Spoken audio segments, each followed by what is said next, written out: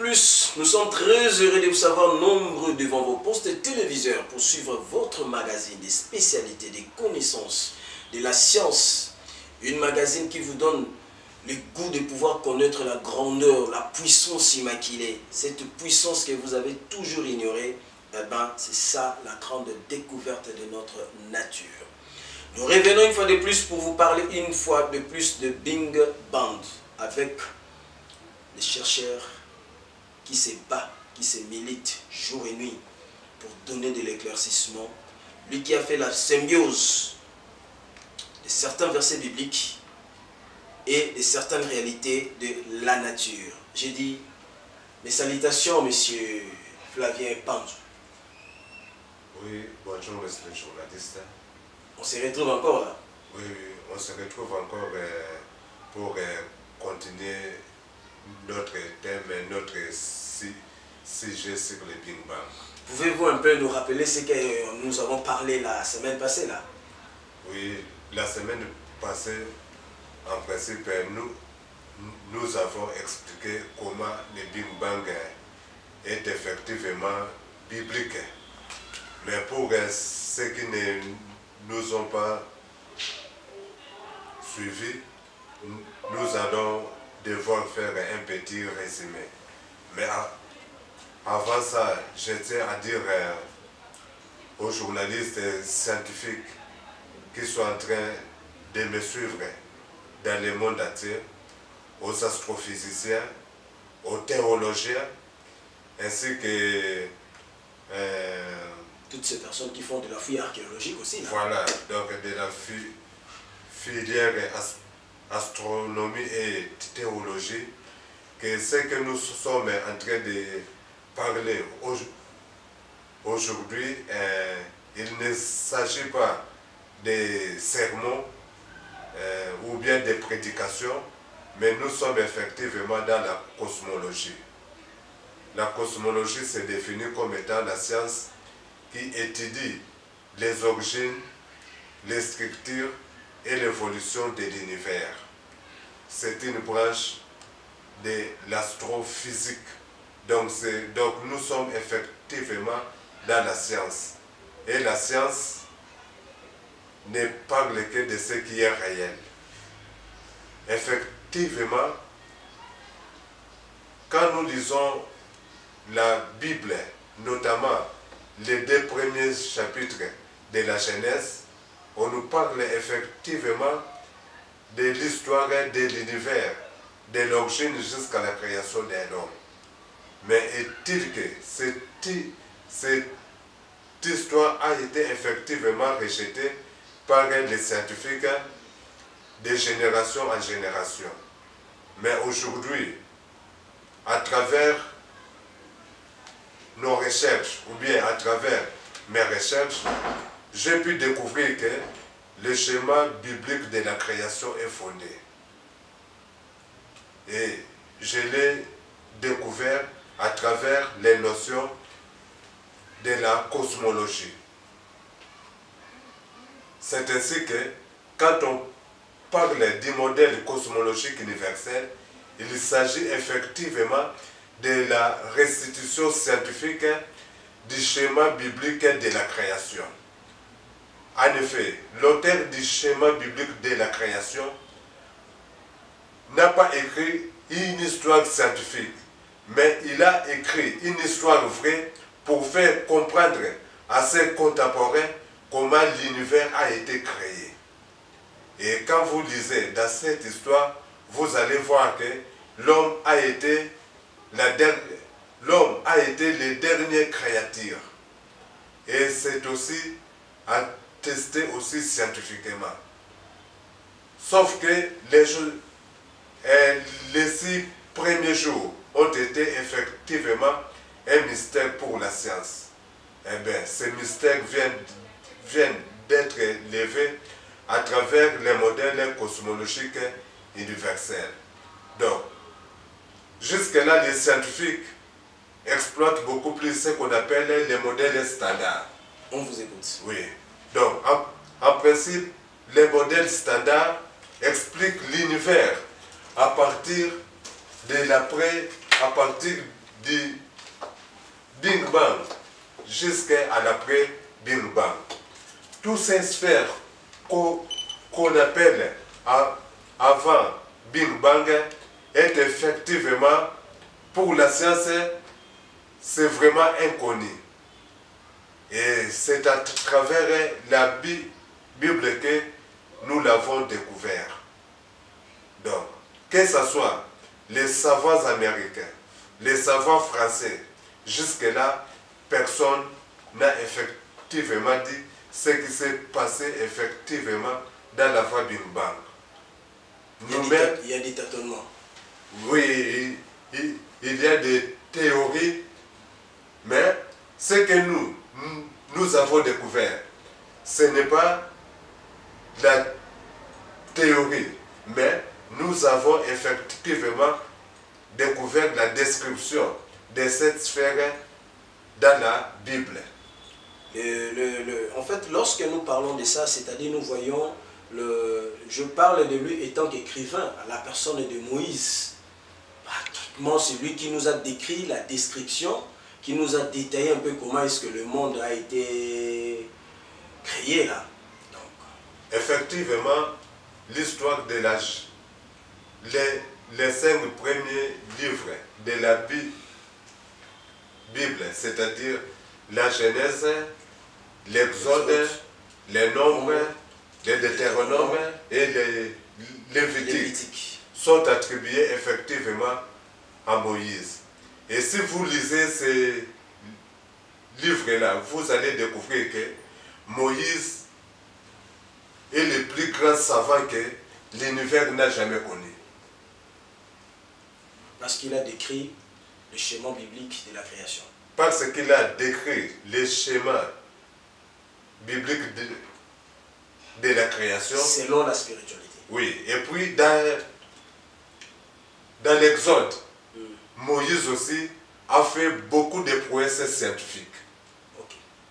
Qu'on attribue parfois au miracle divin, mais c'était des prouesses scientifiques. Et toutes ces prouesses sont écrites. Oui, sont écrites dans ces livres de Noé à Barack Obama. Ok, donc il y a un passage sur de Noé à Barack Obama. Et l'après Barack Obama, là, le modèle cosmologique n'en parle pas. Non, c'est-à-dire, de Noé à Barack Obama, ça ne concerne pas la cosmologie, mais ça concerne plutôt les actualités providentielles. Comme Nostradamus nous disait. Oui, donc voilà, oui, effectivement, ça concerne les actualités providentielles, c'est-à-dire quelque chose peut se passer au niveau de l'actualité. Mais il faut ce qu'on appelle les exégètes, oui, les prophètes, pour vous dire que ça, c'est l'accomplissement de ce qui a été écrit. Par exemple, aujourd'hui, Simon Kimbangu, notre prophète, il avait dit qu'un jour, les Noirs vont devenir les Blancs. Mais si vous allez au niveau de cette église pour leur demander l'accomplissement de cette prophétie, ils ne sauront pas. Voilà. Et pourtant, nous avons vu qu'en 2009, effectivement, un Noir était devenu le président de la plus grande puissance mondiale. À la personne de Barack Obama. Voilà, effectivement. Donc, c'était déjà le début de l'accomplissement de cette prophétie. Et ici, il faut voir ce que vous faites aussi. Ça fait partie de cette prophétie. Oui, providentielle. Oui, providentiellement. Ça fait partie de cette prophétie parce que je suis la première personne qui est venue rendre la vérité sur le schéma biblique de la création. Mais je suis la première personne. Vous n'avez pas compris là. Parce que le président de la République ne vous a jamais reçu. Bon, le président de la République, il ne m'a jamais reçu. Et pourtant, pour que je puisse réellement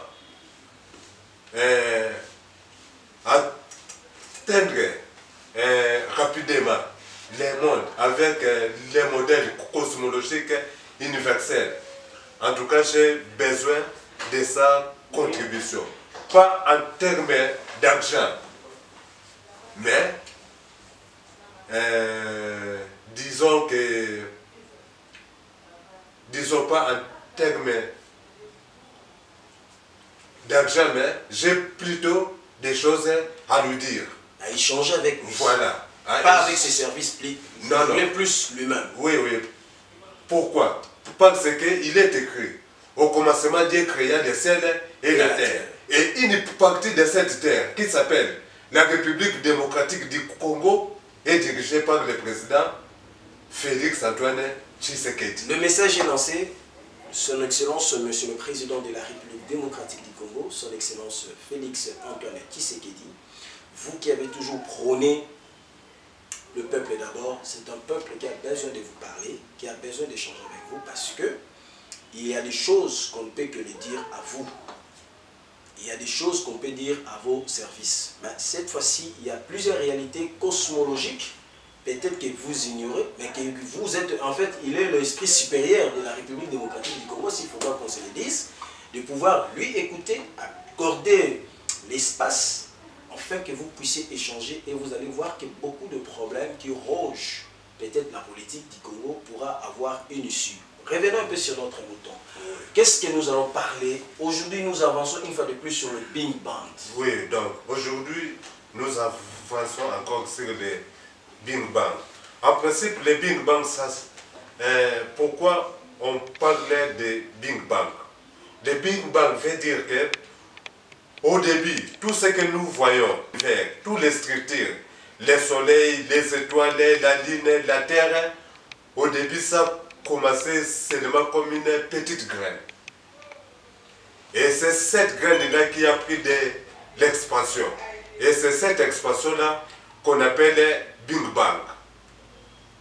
Alors, là, c'est ce que la science, ou bien les modèles standards ont pu découvrir.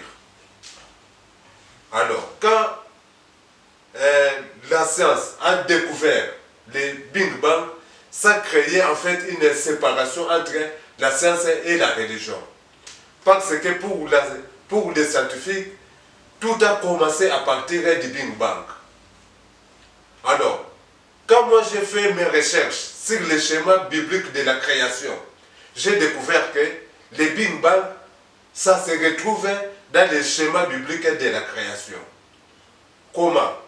Si vous allez tout d'abord dans les premiers jours bibliques, hein, on nous dit d'abord qu'au commencement Dieu créa le ciel et la terre. Mais la terre était informe et vide. Alors, ici les scientifiques nous disent que l'univers a commencé comme une petite graine. Mais la Bible nous dit qu'au commencement, la terre était invisible et vide. C'est-à-dire que l'univers, il n'y avait rien. Il n'y avait que le vide. Et puis, qu'est-ce qui s'est passé? On nous dit qu'il y avait un esprit de Dieu qui se mouvait sur les eaux. Jusque-là, les gens ont cru que c'était les eaux courantes. Mais en principe, ce n'était pas les eaux courantes, mais c'était les particules. Parce que dans un univers vide, les savants, et même les savants, ils ont constaté que le vide absolu, ça n'existe pas. Il y a toujours de l'énergie et des particules. Et quand on dit l'énergie, on voit effectivement ici l'Esprit de Dieu. Est-ce que la Bible avait-il raison de dire que l'Esprit s'est mouvé au-dessus des eaux? Oui, effectivement, la Bible avait effectivement raison. Où il a manqué de mots à utiliser. Le terme propre à utiliser, ce n'était pas des eaux. Parce que nous, avec les eaux, nous voyons le H des dons. Effectivement, les langages que les scientifiques utilisent sont des créations récentes. Donc à ce temps-là, ces langages-là n'existaient pas. On ne connaissait pas les mots univers. Voyez-vous même que la Bible pourrait parler de l'univers. Il a tout simplement donné une définition. Il dit une terre informe et vide. Est-ce que vous pouvez... Parce que les mots univers n'existaient pas. Maintenant, pour faire la différence entre notre terre qui a une forme, il dit qu'au commencement il y avait une terre invisible et vide.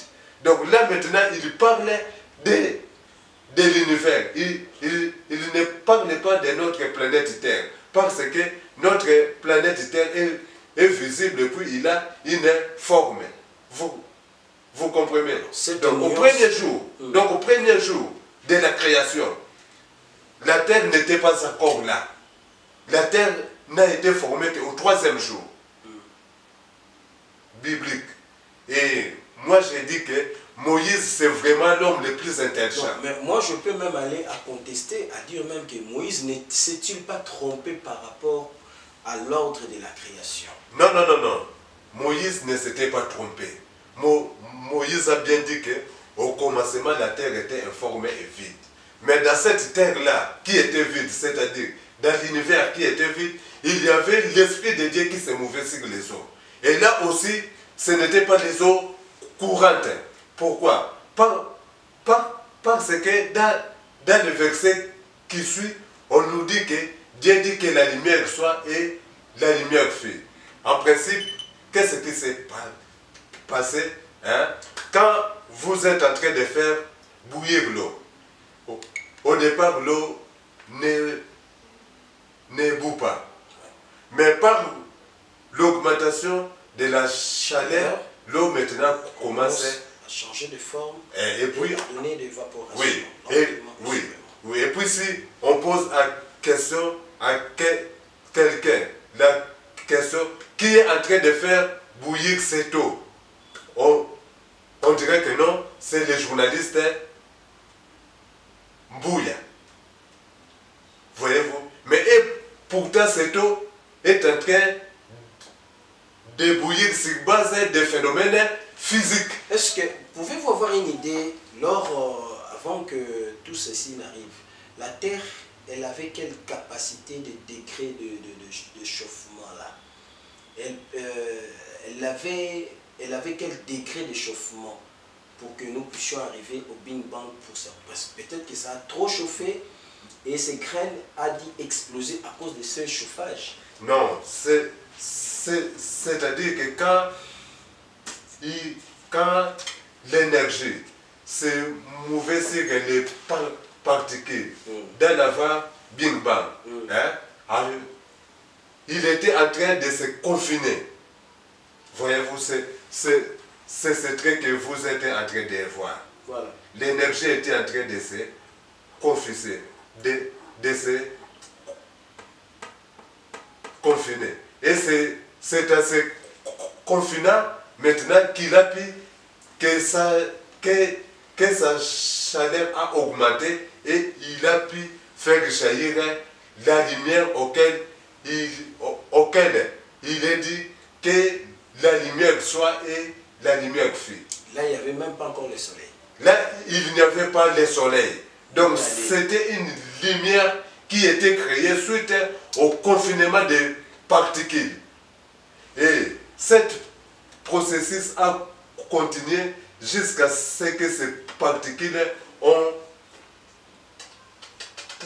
arrivé au niveau des graines.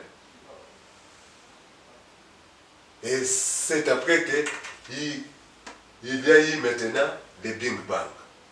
C'est-à-dire, de nouveau, l'univers s'est mis à devenir grand.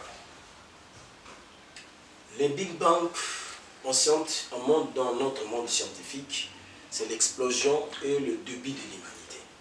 Effectivement. Le Big Bang, c'est-à-dire ici, dans la Big Bang, c'était une période là énergétique. il n'y avait que de l'énergie et des particules qui se sont confinées. Et c'est après le Big Bang qu'on a eu maintenant le début de l'espace et de la création. C'est-à-dire, lorsque nous parlons de début de l'espace, c'est-à-dire là où il a séparé des eaux en eau. Voilà, effectivement, si vous lisez ici, Big Bang, bibliquement, hein, Moïse l'a défini par la séparation des eaux avec les eaux. Parce que au départ, il avait dit que l'Esprit de Dieu se mouvait sur les eaux. C'est-à-dire qu'on avait une masse, voyez-vous, et arrivé à ce niveau, hein, on nous dit la séparation des eaux avec les eaux. Et puis, on nous dit que c'est avec les eaux du dessus, hein, que la terre émergea. Et avec les eaux du dessus, que les luminaires se forma. Mais tout est venu à partir d'ici. À partir d'ici. Du Big Bang. C'est ce qui explique effectivement que le Big Bang est biblique. Mais seulement, ce terme-là, Big Bang, n'est pas dans la Bible. Voilà. Alors que moi, parce que ce terme-là n'a été créé qu'en 1950. Or, quand Moïse avait écrit ce schéma, c'était en 1500 ans, avant même la naissance de Jésus-Christ. Donc il n'y avait pas une histoire vraie. Mais quand vous lisez dans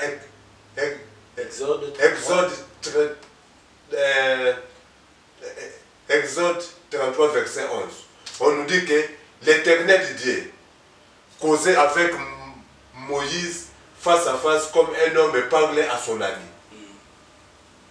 Donc c'est ainsi que moi j'ai eu foi.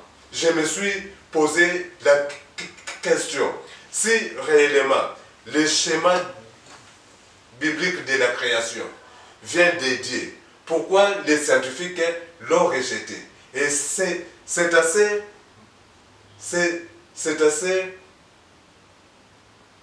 moment-là que j'avais commencé effectivement à étudier ces schémas. Et là, j'ai découvert que ces schémas étaient beaucoup plus riches que les modèles que les scientifiques nous proposent. Qu'est-ce que vous ajoutez aujourd'hui à ces schémas? Effectivement, c'est la sphère de l'avant Big Bang, qui n'est pas reconnue par la science. Parce que les scientifiques, ils ont utilisé la physique et la mathématique. De leurs calculs, hein, ils ont arrivé à un chiffre là qu'on appelle, c'est-à-dire 10 exposant moins 43 secondes. Hein?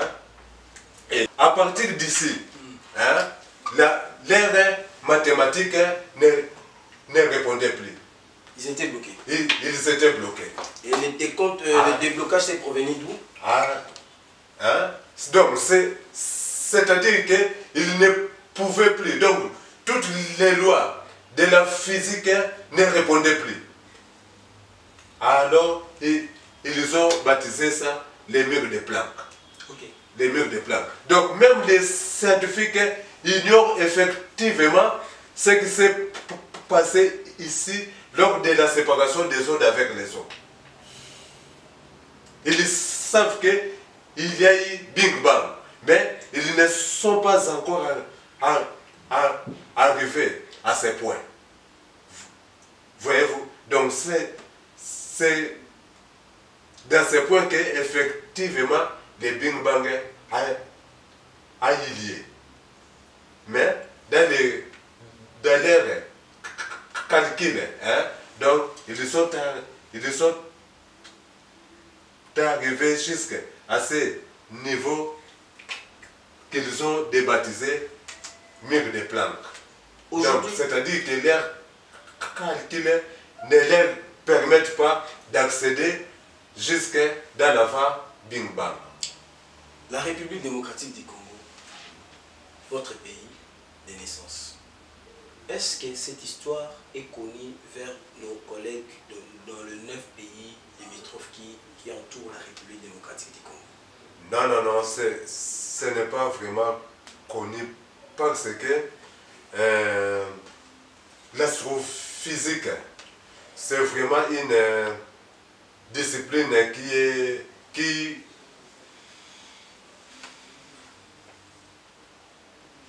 demande effectivement beaucoup des appareils. Donc c'est une discipline qui n'est développée qu'en Occident, notamment en France, en Belgique, au Royaume-Uni et aux États-Unis. Et si vous prenez les pays asiatiques, vous avez la Chine, la Corée, et puis vers l'Europe de l'Est, là, vous avez l'URSS. Donc, aujourd'hui, quand on parlait de grands astrophysiciens dans le monde, ils ne sont que dans ces pays-là que je viens de citer. Par là qu'on étudie les phénomènes qui se passent dans l'espace, et aujourd'hui, si on parle des satellites de communication, hein, donc tout ça c'est vraiment l'œuvre des astrophysiciens. Oh, la cosmologie, c'est une branche, hein, qui n'étudie que l'origine, les structures et l'évolution de l'univers. Mais en principe, les astrophysiciens sont des ingénieurs. Des ingénieurs qui étudient les phénomènes qui se passent dans l'espace, qui se passent dans les différentes planètes et qui étudient même comment on peut se rendre dans ces planètes. Donc c'est ça. Donc les astrophysiciens sont tout d'abord des ingénieurs en astrophysique. Il y a une question qui va sembler faire peur à la communauté religieuse. Je dis merci une fois de plus au pasteur Panzou, je crois, de l'église La Louange, République démocratique du Congo. Panzou Kepa de la République démocratique du Congo, bien que la structure est répandue. Mais ils m'ont posé la question de savoir, vous, j'ai eu cette question de M. Panzou Kepa, qui me pose la question, et combien de temps reste-t-il une fois de plus au monde, sur cette terre? Est-ce que nous allons encore revenir à zéro, ou bien combien de temps reste-t-il encore à ce monde ici? Bon, en principe, il y a plusieurs scénarios pour les scientifiques concernant la fin du monde. La première est que d'ici 5 milliards d'années, hein, le soleil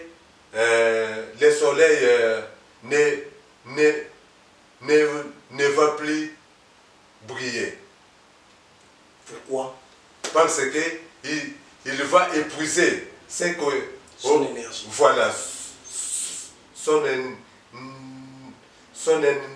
énergie qu'on appelle souvent son carburant. Donc, il ne va plus brûler et c'est à partir de là qu'il y aura vraiment extinction de la vie. Donc, il n'y aura plus rien. Oui. Nous allons revenir dans le cas du départ. Voilà, là c'est la première scénario. Et la seconde? Et la seconde, c'est qu'aujourd'hui, on parle de l'accélération de l'univers. Mais pour les scientifiques, il arrivera un moment où il n'y aura plus cette accélération-là. Et maintenant, ralentissement. oui, et toutes les planètes, les étoiles, la Lune, les soleils vont se fusionner. Nous allons rentrer encore dans le cadre. Voilà. Et là, ils appellent ça maintenant les Big Crunch. Là, la destruction de la Voilà. nature.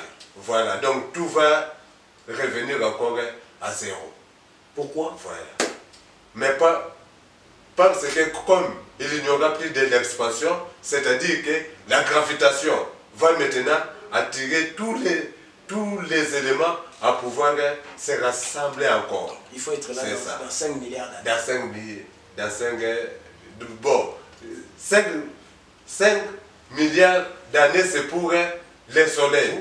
Mais l'autre est là, vous les scientifiques, vous nous avez dit qu'en 2000, il y aura la fin du monde. Vous les scientifiques. Non, non, non, jamais. C'était encore comment? Jamais. Là c'est la religion. Ah, c'est la religion. Oui, là c'est la religion. Ils se sont trompés. Non, non, ils ne se sont pas tout. Ah, mais il n'y a pas la fin du monde. Trompés. Non, non. Je vois les églises continuer, je suis en vie, je suis en train de marcher. Non, non. Il n'y a pas quoi que ce soit, je suis là, je suis. C'est là que je recommande aux théologiens de lire les livres qui parlent des modèles cosmologiques universels. Okay. Parce que dans ces livres, hein, j'ai dit que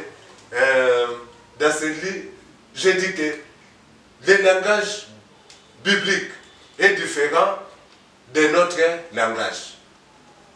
Mais dans les mêmes objectifs. Vous comprenez? Nous pourrons toujours dans les mêmes objectifs. Non, non. Le langage biblique est très différent de notre langage. Parce que quand la Bible parle de la fin du monde, il ne voit pas ce monde matériel. Il voit plutôt la fin du péché. Mais que même les croyants interprètent ça comme étant la fin du monde physique. Mais c'est plutôt la fin du mal, la fin du péché. Dans le schéma biblique de la création, comme vous voulez parler, oui. C'est-à-dire lorsque nous avons la création, c'est-à-dire Oui. nous devons aussi avoir l'apogée un jour. Donc il y a l'expansion et il y a l'apogée. Et c'est de là que vous dites que dans 5 milliards d'années, la Terre va pratiquement disparaître. Le Soleil ne va plus émettre ses ondes. Là, c'est dans la science et non dans la Bible. Là, c'est pour les scientifiques. Là, maintenant, ça se sépare. Non, oui, là, c'est pour la science. Mais jusque-là, la Bible a dit autre chose à ce qui concerne la fin du monde. Là, c'est notre dossier que nous allons entamer un autre jour. Aujourd'hui, on est toujours dans le Big Bang. Oui. Les Big Bang. Ici, on est que dans la science. Dans la science. Dans la science, oui. Dans cette science-là, où l'homme qui est au centre du Big Bang, qui est vraiment au centre du Big Bang, c'est le créateur de l'humanité ou c'est nous, c'est l'homme qui fait des recherches? Tout d'abord, quand on revient à la définition de la cosmologie, la cosmologie, c'est l'étude de l'origine de l'univers. Donc, pour les cosmologues, découvrir l'origine de l'univers, c'est aussi découvrir l'origine de qui? De l'homme. Parce que l'homme fut la dernière créature, que ce soit scientifiquement et bibliquement parlant. Donc, tout a été créé pour aboutir jusqu'à l'homme. Voyez-vous? Les animaux ont été créés avant tout, mais ils ne sont pas si capables de pouvoir dire ce que nous, les hommes, nous faisons. Voilà. Et pourquoi cette nuance-là? Parce que là maintenant, la science ne répond pas. Oui, mais la Bible, lui, il répond. Quand Dieu a créé l'homme, il lui a dit, vous devrez dominer toute la terre. Voyez-vous? vous devrez dominer l'univers. Donc, c'est à l'homme qu'on a effectivement établi comme le maître de l'univers. Maître ou gestionnaire? Voilà, gestionnaire de l'univers. C'est-à-dire, même quand il y a des grands savants aujourd'hui qui nous disent qu'il y a des extraterrestres plus intelligents que nous, c'est tout simplement parce qu'ils sont ignorants de la valeur de l'homme. Ils ne savent pas effectivement qui est l'homme. Est-ce que les extraterrestres aussi, ils existent en réalité? Jusque-là, on ne les a pas encore découverts. Donc, je ne pouvais pas dire qu'ils existent parce que malgré toutes les recherches que les savants font, ils ne l'ont pas encore découvert. Donc, ils n'existaient pas. Bon. Parce que la science, pour moi, ne sait pas les démontrer. Oui, c'est-à-dire que pour moi, et là, ça ne fait partie d'aucun modèle. Parce que tous les grands intellectuels donnent leur propre point de vue. Même le pape, il a donné son point de vue. Okay. Il a dit que si aujourd'hui on découvrait les extraterrestres, l'Église va les baptiser. Mais pour moi, les extraterrestres n'existent pas. C'est plutôt à l'homme de ramener la vie partout. Parce que c'est l'homme qui a été établi comme étant le Seigneur de l'univers. Si vous pouvez résumer tout ce que nous venons de dire aujourd'hui, comment pouvez-vous les résumer? Alors, s'il faut qu'on résume tout ce que nous venons de dire, je vais d'abord dire que les modèles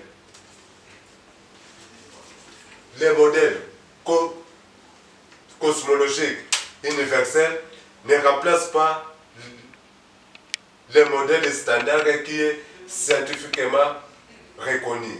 Mais ils complètent plutôt les modèles standards par l'apport de